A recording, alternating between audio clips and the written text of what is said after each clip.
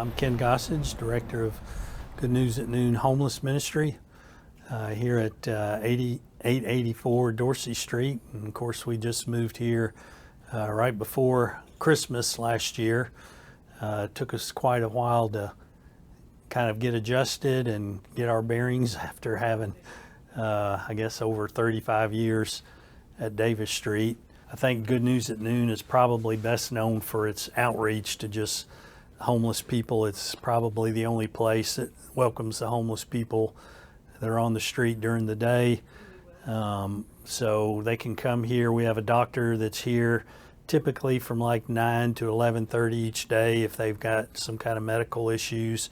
The idea is that just to show them that they've got a lot of value and they can do more with their lives than just live out on the streets. So that's the next step that we're hoping to be able to take Good News at Noon is create not just a place where they can come and hang out, but somewhere where they can work on things they need to work with, reconnect with people, and just really start seeing change happen in their life. We do a lot of meetings, and of course we still have church here on Sunday mornings also. And we've got our kitchen that was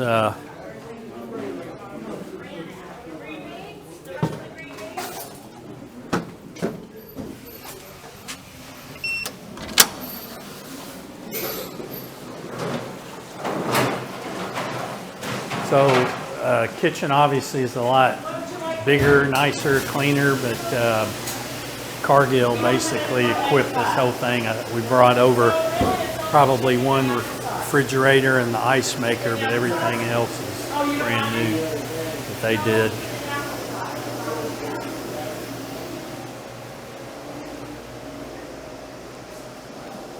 Got a big storage area here, walk-in cooler, freezer.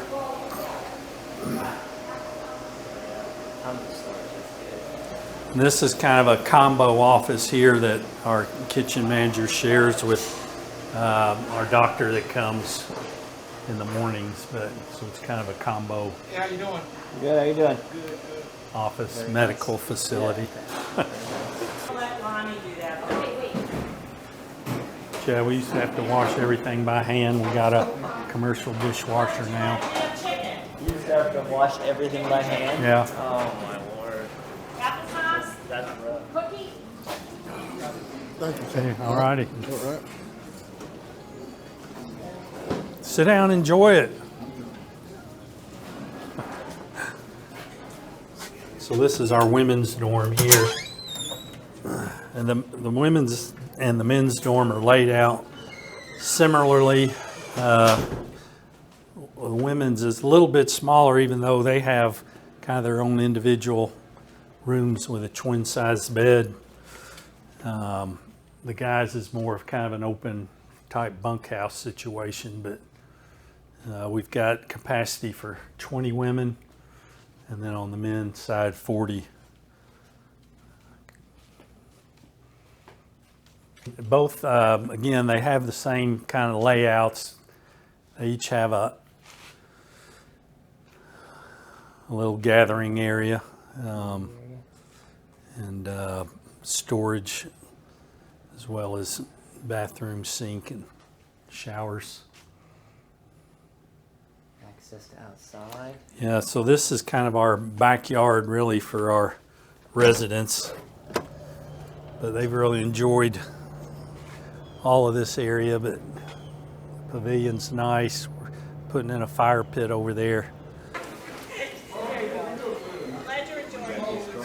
We had a few computers at the other place, but it just was, they were just kind of crammed into a back room. Nobody really used them much, so it was nice to actually allocate space for them over here. But we're getting a lot of use out of this. Wow, yeah, that's a lot. Got its own network printer, and you can actually teach, from that screen if you want to.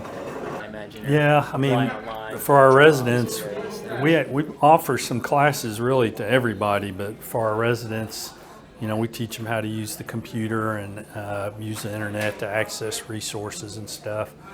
We encourage them all to create their own Gmail so that they've got the drive now that they can save documents in and things. But then this is our laundromat, which has been a huge plus. We're trying to do some things differently here in terms of, at least for those that are not residents, making things that we're doing here kind of an exchange. So we may say, hey, can you clean the dining room up, and then you can come do your laundry. But for some reason we don't have anything for them to do that day. We just say, hey, you can use the dryer for $1 and the washer for $1. And it stays pretty busy. Yeah. So yeah, we had one washer and dryer, kind of a home type machines in our old place, and we couldn't, I mean, just between towels and sheets, that's all we could afford to do all day. So you had one? Yeah. We had various donors that just said, hey, I just want my money to go to the laundromat kind of thing, so that was kind of cool. So this is the guys' dorm. And again, you can see it's kind of laid out the same. There are little gathering areas back there. Sinks and, yeah, so it's kind of a more open, it's a cubicle still that's, you know, open at the top, but you got 2 bunk beds on either end. So we can get 40 in here. Got their storage here.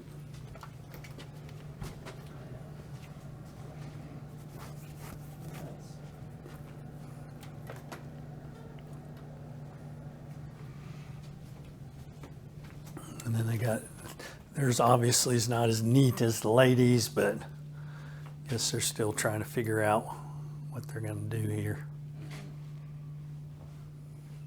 Board games.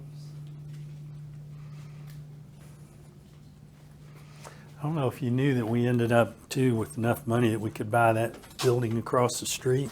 Oh yeah. So is it this? It's this one right here? Yeah. The big white one. Yeah, we were leasing that before, well, all during the fundraising and construction time, because we started our ladies shelter over there in a small area that we renovated. But it's kind of part of our phase 2. We realized that, and this is not just new to us, North Georgia Works, same way, my sister's place.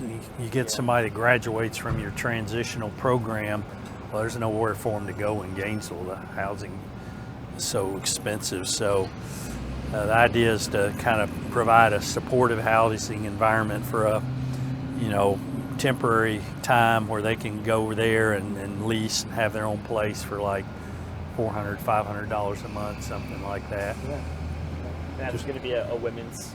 No, it'll be both it'll be men and women, but it'll just be single. It's what we got planned right now. So it'll be like a hotel size unit that they can rent. That's sweet. Yeah, we got some tomatoes we need to be picking.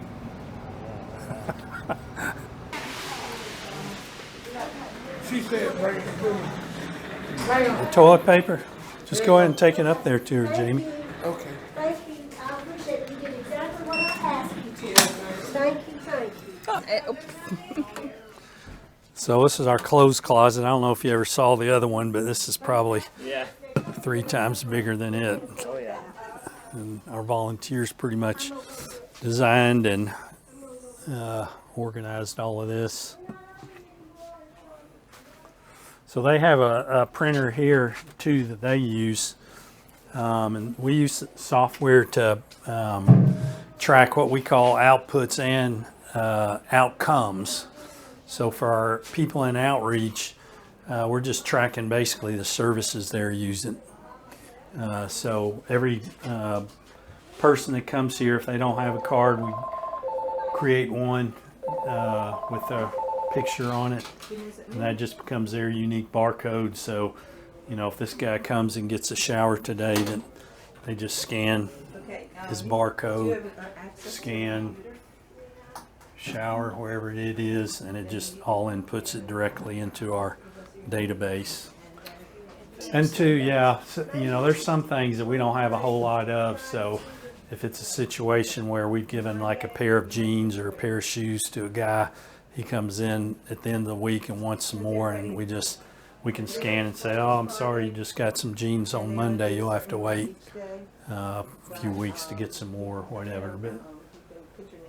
But yeah, it helps us keep track of the outputs, basically. I mean, it's not changing people's lives, but at least we know what we're doing. And we also use it for our residents, but it's totally different there. We've got our program in there, so we can see where they're at in the program and what they need to do to kind of complete. We bought everything and then we just implement it over here. And again, the idea is at some point we'll have classes during the day that they can take, and we'll keep track of that also. And that would be a big exchange. Hey, you go to a class today, you can eat, get your clothes done, everything else is free, kind of thing. We're just trying to show them that they've got value. They can do a lot more than they've been doing, just living on the streets, and we want to help them create a new life, so to speak. But yeah, this is like our new admin area, which is like maybe 6 times bigger than what we had before. Yeah, one of these at the other spot. I think we had like this space right here, which we kind of use as a mini conference room. I think that was as big as our whole office at the other place. We had like 5 or 6 people. We more than doubled our space, which is a big deal, because we didn't really have the space to do much of anything but house people, feed them, try and do some clothing and showers and stuff. So it's opened up a lot of opportunities for new things to happen here. Yeah, I think when we first got here, it was kind of funny. It's like you take your family to the rich uncle or the rich grandfathers, and the kids are all afraid to touch anything, so it was kind of odd. But yeah, they've kind of gotten to realize that what, it is brand new, it's a nice spot, we got a lot of nice things, but it's still the same people here that are loving on them and trying to do what we can to help them see more in life. So they've pretty much got acclimated by now. Yeah, so the ministry got started really in 1987. Gene and Marjorie Beckstein had moved into this neighborhood and noticed, well, they already knew this is where the poverty was in Gainesville, so they wanted to do something about it. And I always laugh and say, before Gainesville even knew it had homeless people, Gene and Marjorie were doing something about it.